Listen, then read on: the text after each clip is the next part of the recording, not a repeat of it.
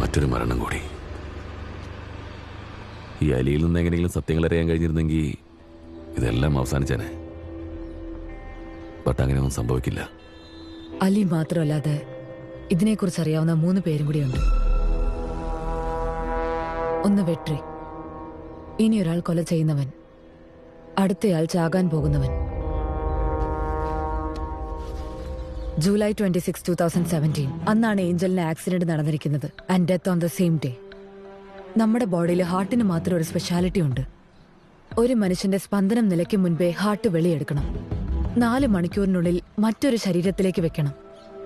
So ആ റിസീവറിന് surgery നടന്ന ദിവസവും അതേ ദിവസം തന്നെയാണ്, ജൂലൈ 26. അങ്ങനെയാണെങ്കിൽ JC ഹോസ്പിറ്റൽ, അതല്ലെങ്കിൽ അതിന് തൊട്ടടുത്തുള്ള